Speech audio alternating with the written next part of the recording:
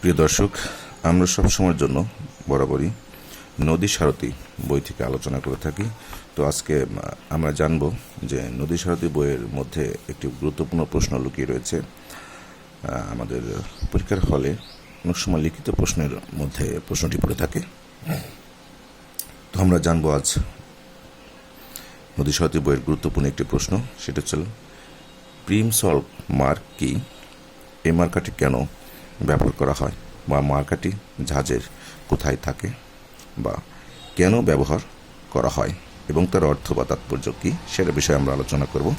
তো আমরা চলে যাব নদী সারথি বইয়ের 103 নম্বর পেজে। 103 নম্বর পেজে প্রশ্ন নম্বর হচ্ছে 23। প্রশ্ন নম্বর হচ্ছে 23, প্রিম সল্ভ মার্ক কি, অর্থাৎ প্রিম সল্ভ মার্ক কি? এই মার্কাটা জাহাজের ডেগে এবং উভয় পাশে থাকে। এই মার্কাটি জাহাজের ডেগে এবং উভয় পাশে থাকে। যদি কখনো এই মার্কাটি আপনাকে পরীক্ষার হলে অঙ্কন করতে বলে, তাহলে দেখবেন যে মার্কাটি যাক এভাবে বৃত্ত আকারে দেওয়া আছে, ঠিক এরকম একটি মার্কা দেওয়া আছে। আমার সামনে একটি অঙ্কন করা মার্কা দেখতে পাচ্ছেন। জাস্ট মার্কাটি এরকমই থাকে, ডেগে উভয় পাশে। তো এই মার্কাটা বিষয়ে আমরা অনেকেই জানতাম না বা হয়তো জানি না। তো আজ আপনারা হয়তো জানতে পারলেন প্রিম সল্ভ মার্ক কি। সবসময়ের জন্য এই মার্কাটার সেন্টার লাইন বরাবর লোড নিতে হয়। এক একটা জায়গায় এক এক রকমের একটা লোড নিতে হয়।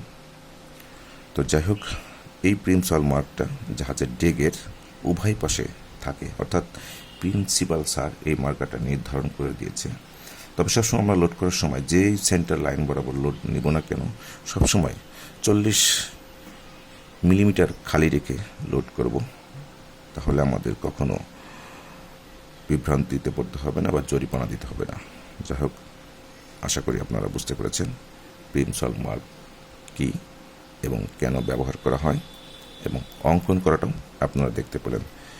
তো যাই হোক, আমরা সবসময়ের জন্যই নদী সারথি বই থেকে আলোচনা করে থাকি। পরবর্তী ভিডিওতে আমরা নতুন আরেকটি প্রশ্ন নিয়ে আপনার মাঝে হাজির হব। তো যদি আমাদের ভিডিওটি ভালো লেগে থাকে, অবশ্যই লাইক, কমেন্ট, শেয়ার করবেন। অবশ্যই চ্যানেলটি সাবস্ক্রাইব করবেন নতুন নতুন ভিডিও পাওয়ার জন্য। ধন্যবাদ।